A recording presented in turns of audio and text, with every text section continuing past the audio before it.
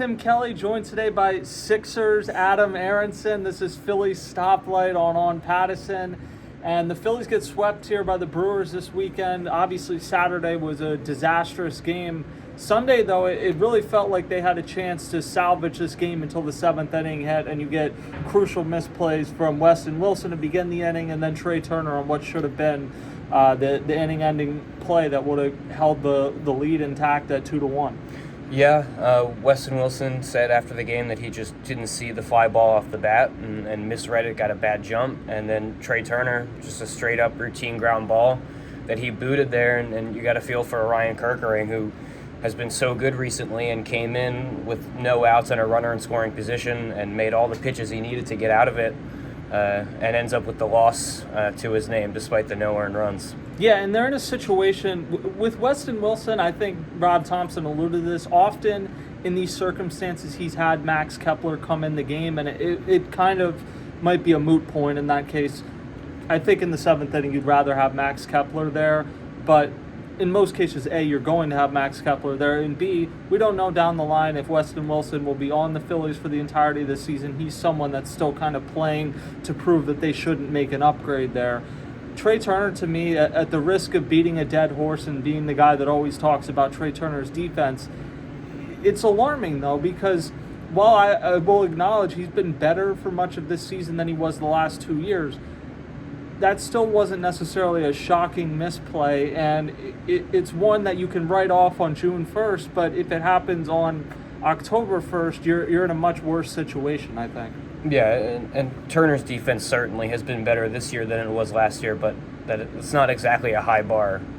His defense is a real issue, and people could be frustrated with how often it's discussed, but frankly, he's the shortstop of the team, and it's pivotal that he makes not just routine plays like that, but even tougher ones. And that cost them 3 runs in a game that they lose 5-2. It's hard to not sort of hone in on a play like that. Again, this is people don't think about division races and wild card races in June, but a game on June 1st counts the same as it does at the end of September. There's no doubt it's a frustrating play for Turner, who acknowledged that he was frustrated by it after the game, and he hadn't made an error in quite a while, and said he feels like they keep happening in these bigger moments. It's something that's going to have to be patched up moving forward. Yeah, he hasn't made an error in a while until today, hadn't made an error. And the thing is about that, though, A, they don't give out errors as frequently as they used to and probably should.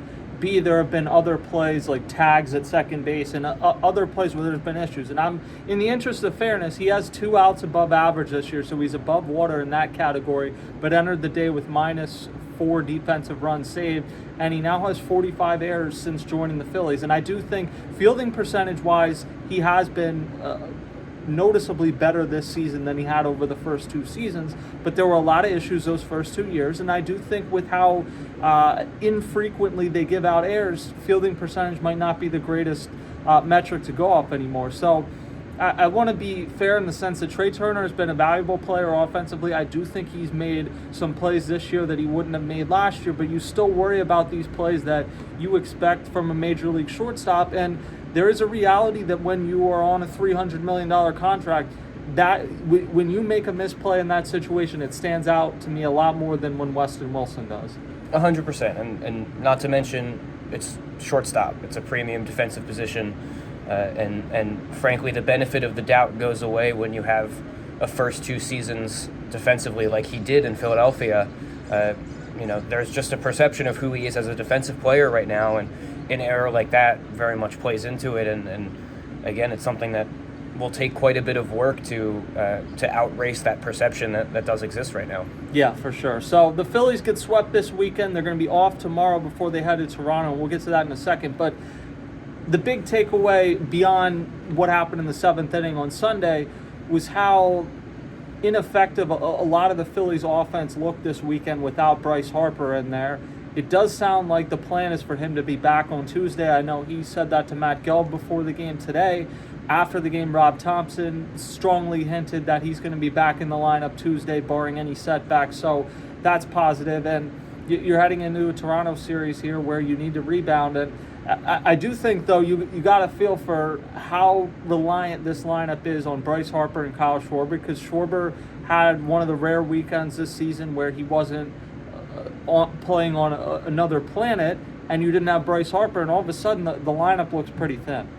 Yeah, I mean, I think even when Harper and Schwarber are in there, and this has been the case for a few years now, the Phillies have generally had someone in their top 4 in the batting order who is probably underqualified statistically to be hitting that high.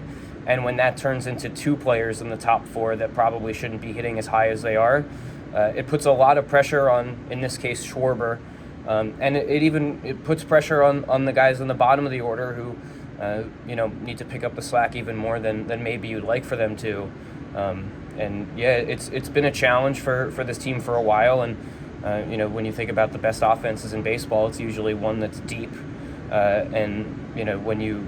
think you could argue that this Phillies lineup already does not have enough depth. And when you lose Bryce Harper, which, Schwarber clearly has been their most productive hitter this year, I think in a general sense, people would say that Harper is the best hitter on the team, given what he's done for a very long time now. When you lose him, and we've heard countless Phillies hitters say this over the course of this 3-game series, everyone has more responsibility on their shoulders when he's not in there. And it's much easier for an opposing pitcher and opposing pitching staff to navigate this lineup without him. Well, and one of the realities of this lineup is you have Bryson Stott hitting up top, who sees a lot of pitches, and I do think that's been valuable to some of the guys behind him, and it's probably helped Harper that Schwarber's hit behind him. But Bryson Stott has an on-base percentage lower than Nick Castellanos, who's not having a great season offensively either. And you're in a situation where there have been times where Bryson Stott looks capable of leading off. There are times when Nick Castellanos is hot, having him hit 4th or 5th, no problem. Same with Alec Boehm.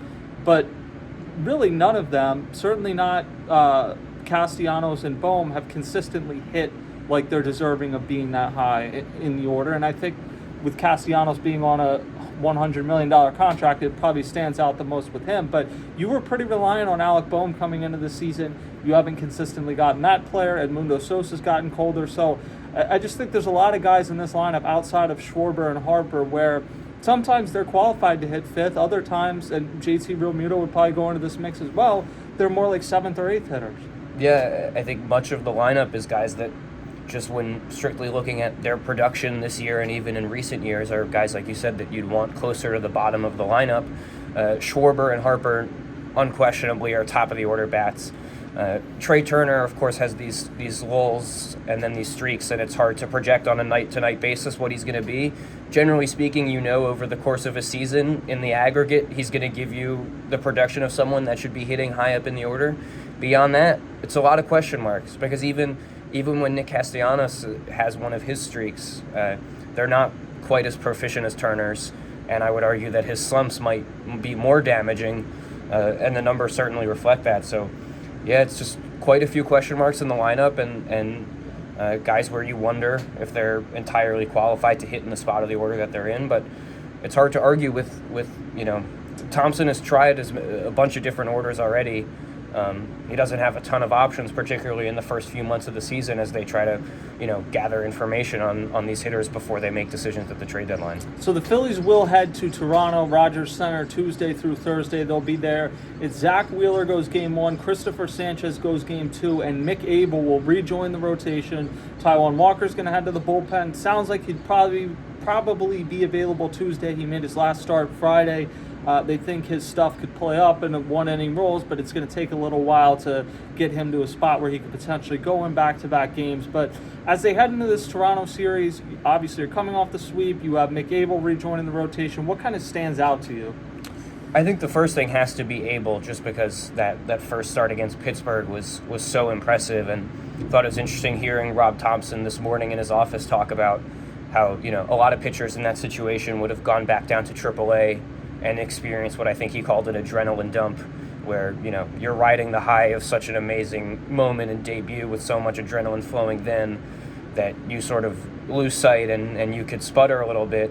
And Abel just went back to Lehigh Valley and did exactly what he's been doing all year. incredibly impressive, and Thompson spoke about how impressed he was by that. I think seeing how he looks is going to be interesting. I also, they have a roster decision coming now. Again, we saw Jose Ruiz get designated for assignment this morning, and they're going to have to move someone else, presumably either Max Lazar or Carlos Hernandez, out of their bullpen, barring an injury elsewhere, to make space on the 26-man roster for Abel. Yeah, and it's interesting because I've picked up on this the last few times Rob Thompson's talked about him, that they really seem to be intrigued by Carlos Hernandez, because I think if you asked a lot of people coming into the day and you said they're going to DFA somebody in their bullpen, people probably would have thought it'd be Hernandez. Instead, they go with Ruiz, who Thompson has been really complimentary of since he's been on the team over the last year and change. So he's gone. Now you do have to make that other move. Rob Thompson, again, though, it was unsolicited the first time when we asked him, why was Jose Ruiz the guy? And he said, I just think some other guys are pitching better right now. And he went out of his way to mention Carlos Hernandez is throwing more strikes. I followed up with him, and he said, essentially, he throws in the high 90s. If he finds the strike zone consistently, he's going to be a weapon to get guys out. And I kind of think that was a tip that, look, if Carlos Hernandez goes out Tuesday or Wednesday and gives up 5 runs, maybe things are different. I would guess Max Lazar goes down when Mick Abel's ready to come back up. I think I agree, and Lazar has pitched well since he came up, and generally, he's sort of different guy than Hernandez. Not a guy with crazy sort of stuff and velocity, but someone that is generally in the strike zone. And Hernandez is the upside play, and it is. I don't think anyone would dispute that if and when Hernandez is locating his pitches is really difficult to hit. But there's a pretty large sample size of him not doing that. So it's all about, patience and whether the Phillies feel like with a bullpen that already lacked depth before Jose Alvarado got suspended for 80 games, if they feel like they have enough sure things to sort of take a flyer on Hernandez and hope that he can start figuring out his location, and in the meantime they can rely on other arms. Because eventually they might have to rely on whoever is in that spot. And right now, the Carlos Hernandez we've seen is not someone that you can envision, them comfortably bringing into a high-leverage situation in a game. And to be fair, Max Lazar has a lot to prove as well, and he's optionable, whereas Hernandez would have to be DFA'd.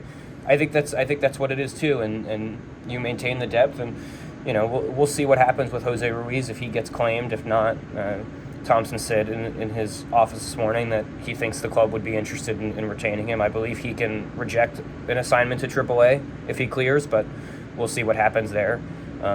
But ultimately, if it's a close call either way, it's usually smart to bank on the optionable guy getting sent down and not the one that would have to clear through waivers. And in this case, Lazar might be the victim of the numbers game in that way. Yeah, for sure. So it's going to be an interesting series on top of what we've talked about already. You have 2 kind of reunions. Jordan Romano pitched his whole career until this year with the Blue Jays. He's Canadian, very Canadian. So that was kind of like him playing for his home team the first 7 or 8 years of his career. He goes back there. Jeff Hoffman, of course, only spent 2 years with the Phillies, but it felt like a lot longer, became a really popular guy here. He kind of has had the reverse season of Jordan Romano, where he started off lights out and then has had some blow-ups. So both guys kind of mixed results to this point in the season. It will be interesting. The Phillies head to Toronto. That's going to do it for this episode of Phillies Stoplight. I'm Tim Kelly. Thank you to Adam for joining. Check out all his work on Philly Voice, and we will talk to you guys next time.